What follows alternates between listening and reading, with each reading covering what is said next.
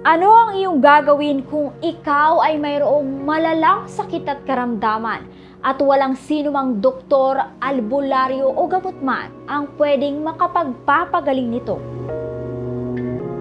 Sa lugar ng Tagalog, Valenzuela ay nakatira ang isang lalaking may malubhang sakit at karamdaman na nakaranas tanggihan ng iba't ibang doktor sa kadahilanang wala na itong lunas.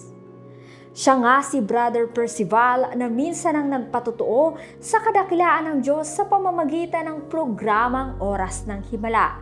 At muli nga namin siyang kinamusta kung paano niya na na-enjoy ngayon ang himalang kanyang tinanggap mula sa ating Panginoon.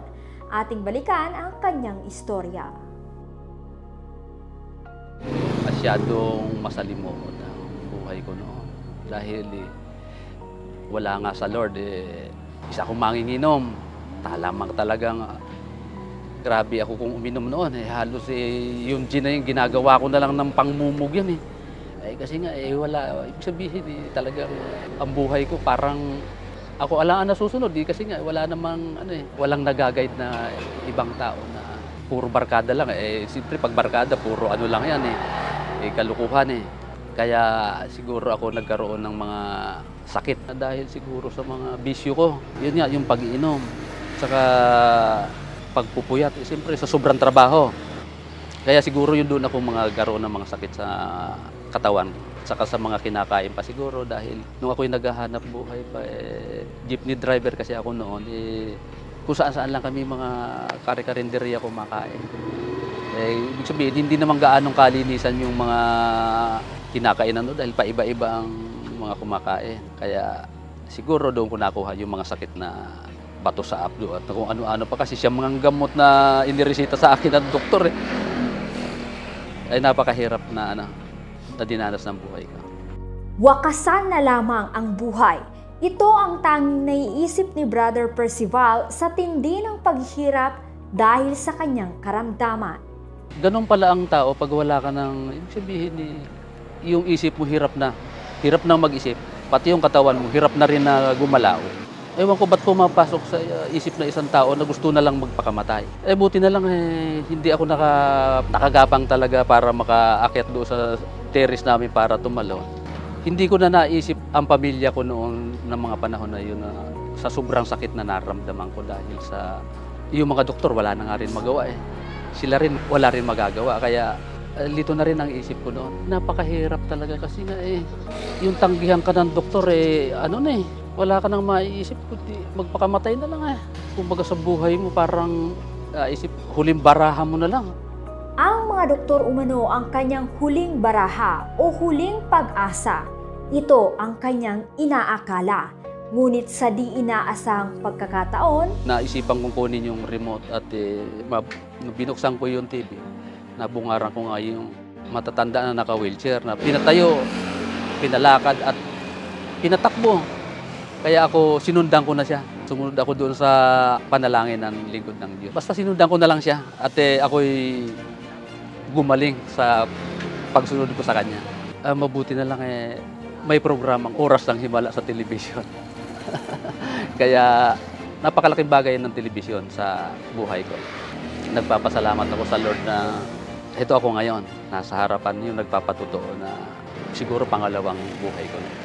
Yung pangalawang buhay ng binigay sa akin ng Lord para siguro mapatunayan ko na sa ibang tao na yung divine healing na natanggap ko sa Lord mai-share ko din sa kanila. Kaya siguro binigyan niya pa ako ng pagkakataon na mabuhay uli para mag-serve at mag-testimony sa ginawa niya sa buhay ko na siya may sobrang kapangyarihan na magpagaling ng mga may sakit at karamdaman, magbago ng buhay at magligtas ng mga buhay at kaluluwa. Katulad ko na tinanggap kong dakilang himala sa Panginoon ay hindi ko matatawaran na sobrang galak ang tinanggap ko sa Panginoon sa oras ng himala. Ang Panginoon nga ay may sobrang kapangyarihan para magpagaling ng mga sakit at karamdaman at hindi lamang yan. Kinumpleto ng Diyos ang mga himalang kanyang tinanggap. Kapag nga naman sa Diyos ka nagtiwala at naniwala, ay hindi lamang kagalingan ng iyong makakamtan, kundi kanyang pagpapalain lahat ng aspeto ng iyong buhay. Nung ako'y wala pa sa Lord, talagang hikahos na hikahos kami sa buhay. Kumbaga sa kasabihan na kung sa manok ay isang kahig, isang tuka.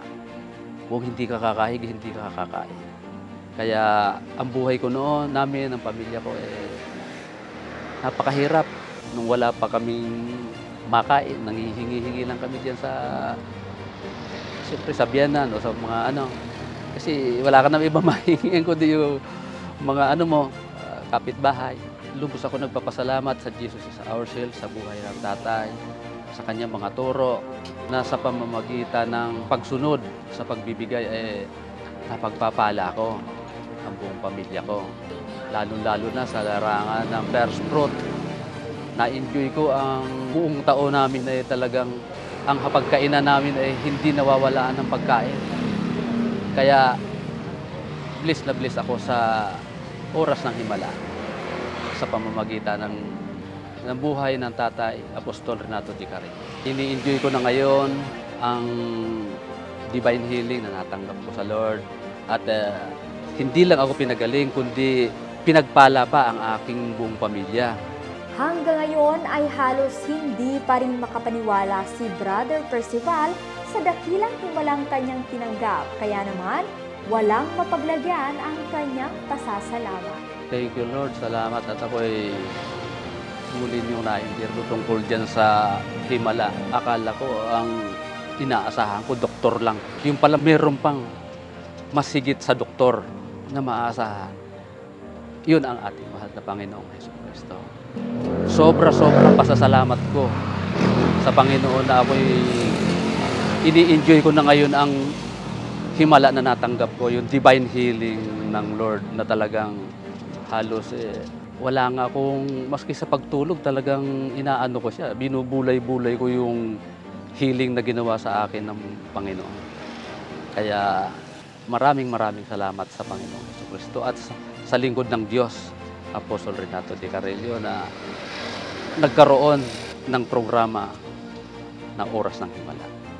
Marami mang mga bihasang doktor, ngunit wala pa rin makakapantay sa kapangyarihan ng dakilang manggagamot na walang iba kundi ang ating Panginoong Jesucristo. Wala ngang malalang sakit at karamdaman ang hindi kayang pagalingin ng Diyos ng mga himala.